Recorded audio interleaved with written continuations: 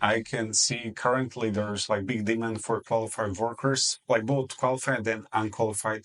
We would be actually like giving you insights as of 2024, this like how much you can make as well from each of these jobs. So students, because they see some money and it's really good money, obviously it's in euros, so they completely dedicate themselves to some work and then ignore study. Hello and welcome to Study in Slovakia. Today we are going to cover a much awaited topic, which is about part-time jobs. There's a very common question almost in every video. We have some comment or, someone who's planning to study in Slovakia or international student always has this question. What are the part-time jobs? What are the available scopes? How much can I make from there? Can I manage my living expenses? So today we have Mr. Peter with us. Mr. Peter, thank you so much for joining the video. Thank you also, but I think you will be the person with more experience telling about the part-time And jobs. you're the person with the connections regarding part-time jobs, because I expect like people are reaching out to you regarding part-time jobs mostly. They do. I can share my experience and we can then compare. Yeah, sure. So we will be diving deep into it. What are the different options, and can you actually rely completely on part-time jobs when you're moving abroad?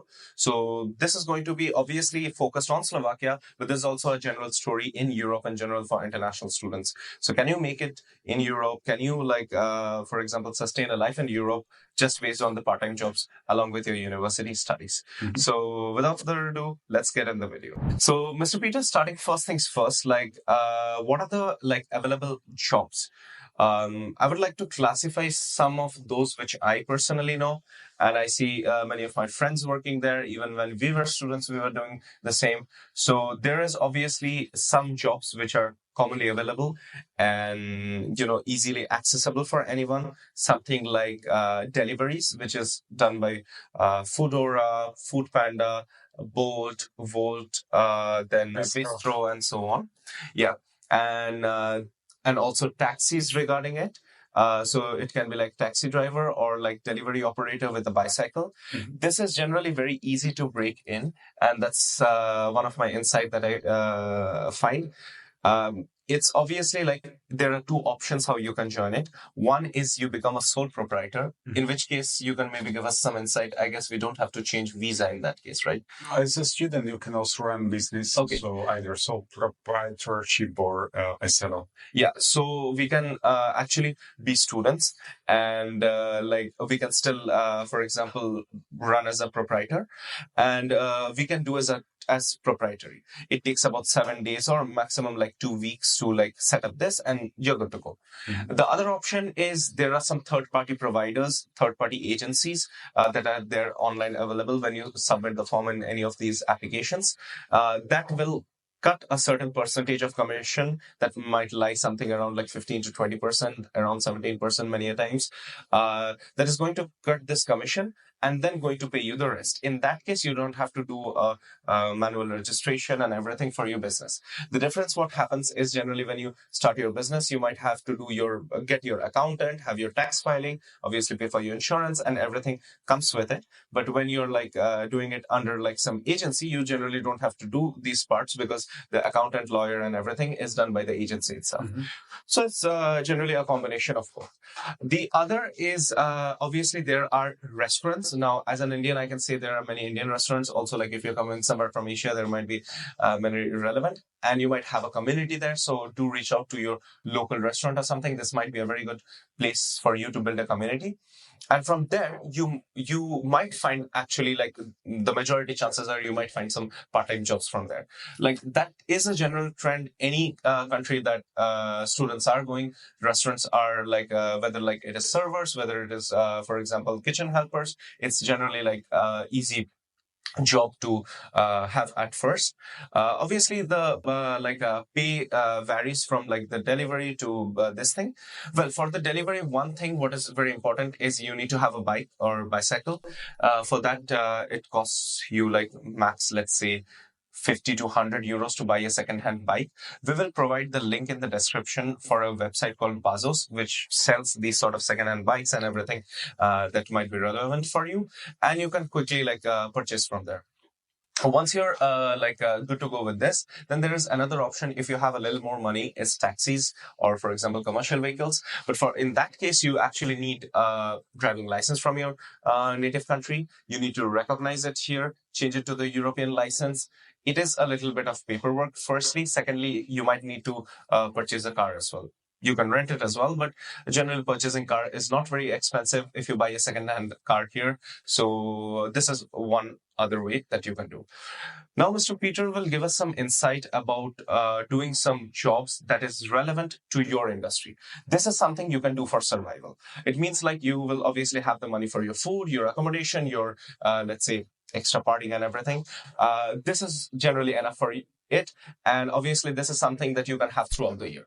But there are also jobs which is very important for you to progress in your career, which is actually going to take you through the career path and, push you to the full-time jobs that you're actually studying for, you're, opting for. So, Mr. Peter, give us some insight about these sort of internships or traineeships that actually guide you, take you through when you're in university and lands you a job eventually.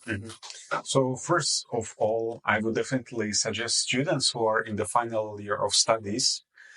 You can also opt for option to, if you select your topic for the bachelor thesis or master thesis, you can also select in which company you wish to have it. Okay. For example, students can go to various mechanical or economical companies, and they can on spot they can then do some research in some relevant topic. Okay. And even then the local company will see that there is some talented person who can maybe be a collaboration, who can then collaborate with them in the future. Yeah. So each faculty of mechanical engineering, automobile engineering, or economics, they already have some lists of partners, and these partners will then give topics which they wish to research. Okay. So then simply you just reach out to your contact point, who is like your thesis supervisor, and he will tell you what are your options. Okay, that's pretty great. And this actually opens, firstly, your research is very strong in that case. And secondly, you probably end up with a job after that. There's also a chance that you, when you're studying, I personally did it as well, and many other students did it. So when you're studying, you might end up in an internship which is relevant to your industry. For example, Mr. Peter is now collaborating and helping many students to land a job in Garrett, one of the automobile parts producer here in Slovakia, prominent one. So give us some insight how to end up in such sort of a job. How do students find, and who is the person they should contact regarding the same? Yes. So Garrett, before it was called Honeywell, they are big producers of automobile parts. So in this case, in the factory which we collaborate with, they produce turbochargers, or how they call it, TC. In my recent knowledge. If you have seen Fast and Furious, that's the thing. Turbochargers, yeah, with the NOS gas pedal. So basically, they do this. This is for basically any car you can imagine, and their procedures are excellent. So it's like not only to get money but also experience. So this company, we have some connections with them via the Faculty of Mechanical Engineering and Faculty of Manufacturing Technologies at Technical University in Košice. So they contact us, then we give them a list of students who would like to come for the entry test. Okay. And those students who pass the test will be then offered place. Okay. So what you can imagine is that you do assembly of the turbochargers, or you can do the quality checkups of these mechanical parts. So there are 8-hour shifts. And you can then get even the allowance for the food and also some additional payment for traveling. Generally, this brings me to a question, because people are mostly comparing like how much do I spend for living expenses versus how much can I make. So what is the general trend? You don't have to say the exact number, but what's the approximate number as of 2024 that's like per hour paid, not necessarily from Garrett, but any relevant job to the industry? I would say that it would start maybe at €4 per 1 hour. Okay. If you really have some experience in IT or in some specific field like accounting, economics, or any of these, like depends from company to company. It can lay up to what scale? it can, okay, in IT, it can even be like 20, 30 euros per hour. Yeah, but that's very typical case. Yeah. Yeah. But I would say maybe for the starting training positions can be 7, 8 euros. Yeah, 7, 8 per hour. euros is like a general trend. The other thing is also, we would be actually like giving you insights as of 2024, this like how much you can make as well from each of these jobs. So you have some idea how much you can expect from there. And based on that, you can plan your abroad studies. So even from the jobs that we previously mentioned, for example, like deliveries and like working in restaurants. So for deliveries, in general, per delivery, you make in Slovakia about 2.5 to 3 euros. That's per delivery charge. You don't have any gas expenses because you're mostly biking around in the city, and in an hour on an average you can do 2 to 4 deliveries. So it means somewhat around 5 to 10 euros. So let's say about 6, 7 is the normal one. The other thing is how often do you work? So it's completely, when you're working in delivery or something like this, it's completely on you. So how often you work depends on that, how much you make. On an average, what we have seen, the people who do like, let's say every week few hours just to like meet their expenses, they can make something around like 500-600 euros a month. The people who really do it like long hours almost every day, want to do as much possible, they can even make upwards of 1,500-1,600 euros as well from the same. And obviously after that there are expenses like insurance and like taxes and all of that. That's apart from this. Then if you're like driving taxis, it can be something, if it's in your own car, you can make something around even 2,000 euros. Then there are expenses like your gas, your car rental, if it's not your car, your car insurance and all of that are deduced from there. And if you're working in a restaurant, it should be something around a similar range, which is 4, 5, 6 euros per hour. That's the general trend. Another thing what we wanted to mention as well, and Mr. Peter was touching upon, was actually this industry relevant research and university work. So there are also options that you might end up in apprenticeship, which is like, especially if you're in final years of master, or if you're a PhD student, you might require to give some lectures to like bachelor students or junior students. Or the other option is you might be involved in some research work in the university itself. This pays you as well something around 5 to 10 euros, depending on your specialization, depending on the industry. And obviously one of the major source from experience, what's like relevant to get a job, is to be in good touch with your professors, supervisors, and all of the academic staff, because they generally have very good touch throughout every industry. And like once you graduate, then you're pushing your professor to find you a job, or like asking him. This is actually not a good practice. It's better to keep a good relation throughout the study, involve in his research work, show your interest, his or her research work, show your interest and everything. And eventually you can ask like, okay, I'm looking for some opportunity. Do you have some contacts? And there are many students, many friends I know who actually ended up in jobs or like part-time work from this similar practice. And this is actually like a good practice. Now we will be jumping in general to about like the study versus work. So can you actually like study and work? So Mr. Peter, give us some idea about like, can people actually study after studies? Do they have time? You are like dealing with hundreds of students on a daily level. So do people have time after studies to work? Well, I would say general answer is yes, it's possible, but specific answer for some study courses, I cannot imagine people working. Like medicine. Medicine, dentistry, okay, pharmacy maybe no, but veterinary medicine, Yeah, I can imagine. Yeah, these are like really like dedicated courses academically, so you won't have like much time after that. If you do, like hats off to you, but yeah, it's generally like hard.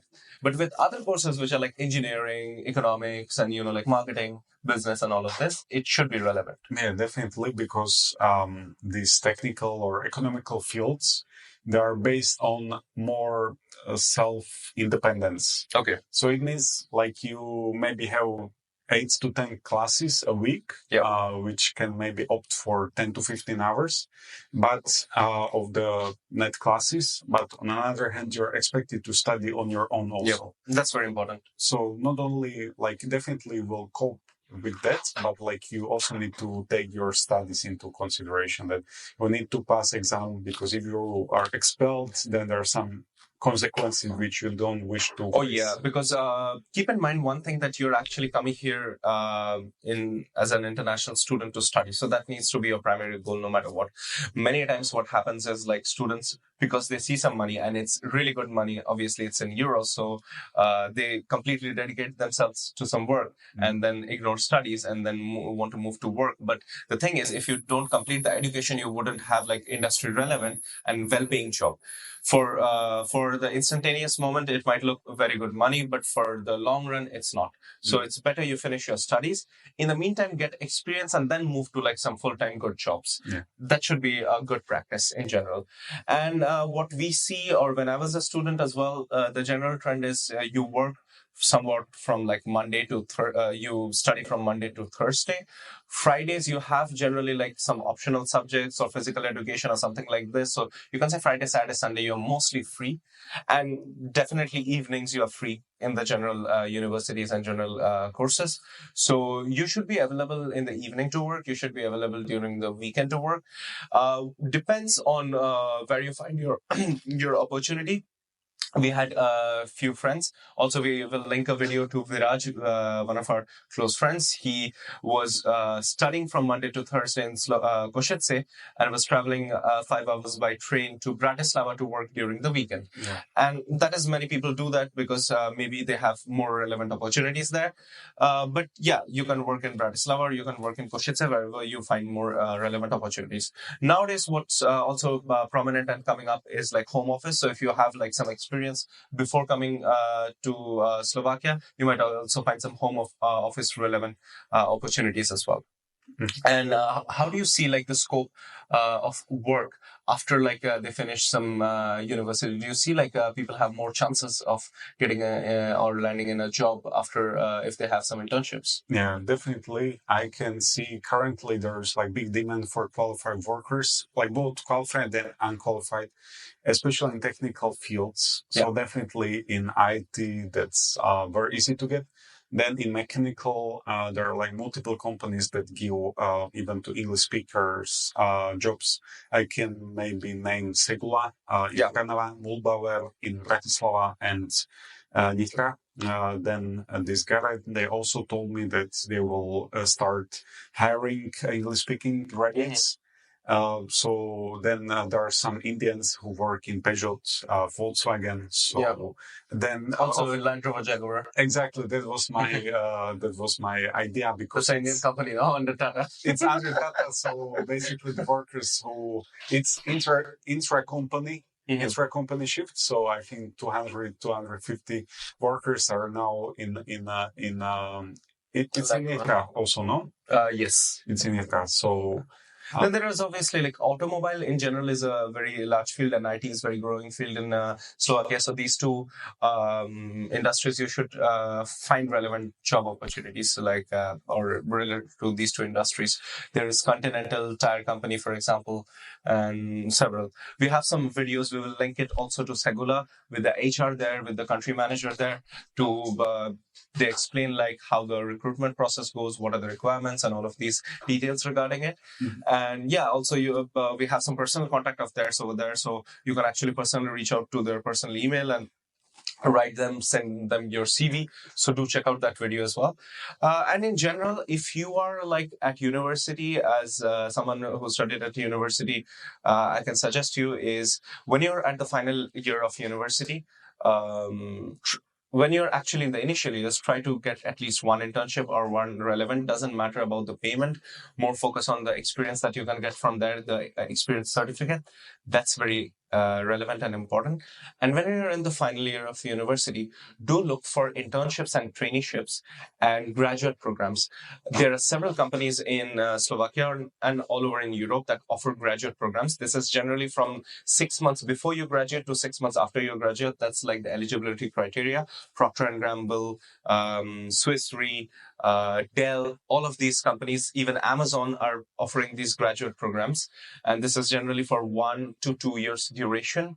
where you work in multiple departments, then you realize which particular department you like, and you have a good salary. Anyway, the salary is pretty standard. So then after that, you have a more relevant industry and you grow from there. So it's a very good pathway. But to be specific, these are very competitive. So there are obviously like the local candidates, there are candidates with like language abilities that they might be specialized in Europe. So if you're only speaking English, it might be very competitive for you. But the good part is you need to the catch is you should apply to as many opportunities as possible, because if you can end up in one of the graduate programs, the career prospect from there is really good. Oh, okay. Maybe here I will ask question. Sure. Because you mentioned like it's really competitive. So when we speak, maybe if we speak in numbers, what do you consider to be competitive in, like how many applicants would you find competitive in Slovakia companies? How many would you find in Indian companies? Okay, so that is something you really cannot compare. I'll tell you okay, there are a few reasons. Firstly, in India, like for let's say a graduate position or something, there might be like thousands, like literally thousands, maybe 5,000 applicants for one particular position. And there might be like, the two people like taken in that position or five. The ratio is much, much different. But in Slovakia, for the same, let's say, position, there might be like 200 applicants and two are taken in. Mm-hmm. But there is a difference over there that if you're a non-European candidate, you don't have hold a European passport and you don't speak the local language. So there is like more priority given because of the language and everything directly to the local candidate at first. And also because of the work permit and the visa process and everything around it, it's more priority given to someone local. Mm-hmm. And then the priority is given to you. So you have to already believe it that your application is, ranked a little lower because you don't have the local language or multiple language abilities. Firstly, because in Europe, people mostly speak multiple languages, not only one. That's the first thing. And the second thing is you don't hold a passport. So it means the company that hires you or gives you the sponsorship, they have to do a full visa process, which might take like somewhat around 3 to 6 months. Long process to change your residence card and everything. And this is something that the HRs are very concerned about in general. So for that reason, it is competitive as an international student. But yeah, the best is if you can have a recommendation, and recommendations are possible from people like Mr. Peter, from professors, from someone, from university who you can have a good touch with and has good relevant connection with the companies. We had a discussion a few weeks back with the Vice Dean, Mr. Jan Bulitsa from Professor Jan Bulitsa from economics faculty from Technical University. And he, for example, finds like many relevant opportunities for his international students. He's mostly going out on this industrial trips, and he comes back and mostly offers it to the international students, English speakers. So he customizes it completely for international students. So generally, like keeping a good touch with your professors, with your dean, and everyone who is academically involved to you is a good idea. Mm-hmm. And initially, obviously, you can start with Bolt, any of the part-time work. This is going to sustain you for some time. Then eventually move to those. We will link every job portal that are relevant in Slovakia in the description. But to mention one of the most prominent one is Profesia. Profesia has thousands of jobs uploaded every day, starting from your part-time jobs to nanny jobs to, let's say, CEO level jobs. Everything is there in Profesia. So you should find there are even jobs which don't even require you to submit a CV. So you can just straight away go and without a CV, just submit your phone number and write a message, and that goes. And the more you apply, it's a number game. So the more you apply, the more you have chances to find out. There is obviously the general ones, for example, like LinkedIn and Glassdoor and all, which is more relevant for applying to jobs from other countries or remote work. And obviously, like if you're expert in some particular field, like you're a front-end developer or you're a marketer or something like this, you have some previous experience, you're coming to study masters. In that case, you might also want to open a freelancer account, something in Upwork, Fiverr, these sort of websites where you can have some freelancing clients and show even like the Slovak clients that you're doing some relevant work and get some clients from there. So these are the different income sources. But in general, what we would say on an average, like compared to the living expenses in Slovakia, how much would you say a student living normally, like a standard life would spend living in a dormitory? Living in dormitory, I would say 300 if he doesn't smoke and drink too much. Okay, that's a very important disclaimer. Do not smoke and drink too much. But okay, like 300 to 500 is something you can expect like in a month to spend, and this income for sure with any of the part-time jobs you should be able to find out, able to generate. But yeah, there are more scopes, there is more opportunity, and eventually when you move to full-time ones, you can make much more money than this. So anything else you would like to add for our viewers? Yeah, so I would say I would like to make also one note because like things they keep changing in time. So yes, currently, as you said, like the getting like a residence permit for job, it's quite difficult. Yeah. Doing things properly to work here, it's quite difficult. But like the current prospects. Like Slovakia, it's aging country, and there are like many companies, mechanical companies, automobile companies, remote centers, and so on. So these companies, they will be forced to hire someone if they don't want to close themselves. Yeah. So it's expected that approximately 100,000 people will retire by 2030. Oh, wow. Within 6 years. So these companies basically will have either chance to adapt or to stop working. Okay. So I'm pretty sure that also the rules for incoming workers, both qualified and non-qualified, will change rapidly next years. Because basically, if you have like retired people, like you need to pay their healthcare, pensions, and so on. And for that, you need like workers and of course like taxpayers. And of course, like I can imagine these people would be still interested to come to Slovakia to work. So it's just a matter of few months to years until the immigration rules will change rapidly. Absolutely. But I would like to mention one thing over here, which might be relevant. That is, generally, if you're coming in Europe already to study, to find a job, settle in for a job is much easier than if you have a phone number that is relevant to the phone ID code in Slovakia or any of the European countries. It means you are already residing here. Your visa processing should be much easier. Visa residence card processing should be much easier. In that case, what they do is like they instantly respond to you. They go through the normal application process, normal recruitment process and everything. Whereas if you're applying from India or you're applying from China or any other country, it's a complete visa process. It means you have to go and submit your documents in the embassy over there. Then you come here, change your residence card to, your visa to the residence card and all of this. It means in general, it's it goes as a rejection. You might even have seen it when you apply on LinkedIn on any website. They ask you that, are you eligible to work in this country? You put yes. Do you need a sponsorship of this country? When you put yes, it's generally the ATS itself like throws a rejection on you. So that's why if you're planning to study, or if you're working now in some other country, plan your study in Europe so you can have a smooth transition to some jobs. Secondly, your network is much better if you actually work here and study here as well. So then you have more opportunities, much more things popping out at the same time. And and also these connections are going to help you. But the most important thing is also that these visas that you mentioned about, in general, European countries have this, and you will see plenty of reels and plenty of videos about this. Like Luxembourg wants people, Germany wants 7,000 people, and trust me, these are actually like some agency advertisement, and these advertisements are for specific fields with people with specific expertise and experience. This is not in general.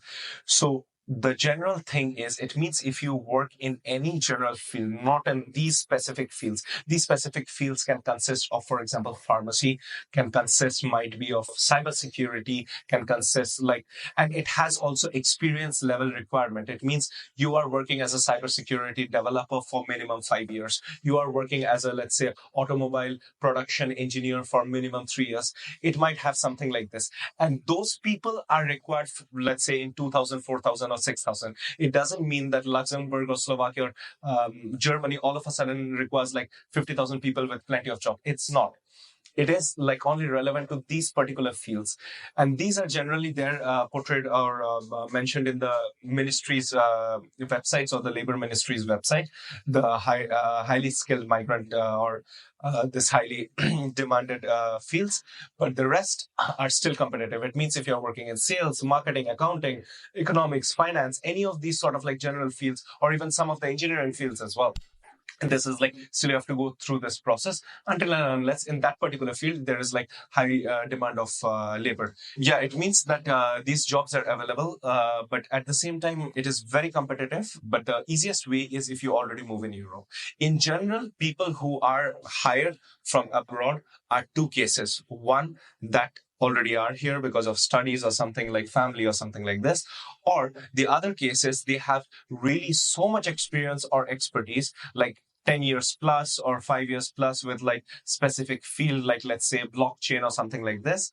That is the only case that they are hired, and all the company is willing to wait for you to come to Europe and start working. Other than that, if you're working in a general field, let's say finance, or let's say management, the general rules are that there are many applicants in Europe itself that the company can find, and they give that opportunity first.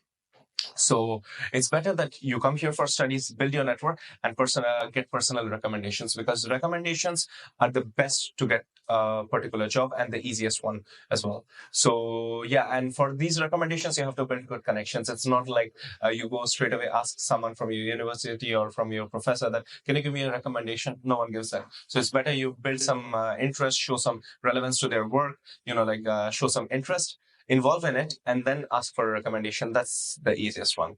So, Mr. Peter, thank you for all this insight, and hope you guys liked the video, found it useful, and it answered most of your questions with living expenses versus part-time jobs. Even we covered a bit of this full-time jobs and some things regarding it as well. We will be making more videos regarding some updated living expenses and also some updated job hunt methods and job portals and all of these in the future videos. Give us a thumbs up if you like the video. Share it with someone who is now in Europe, planning to stay in Europe, looking for a job in Europe. This might be relevant for them, planning to study as well. And do comment what are the topics you would like us to cover. So thank you so much for watching, and until next time, do videnia. Dovidenia.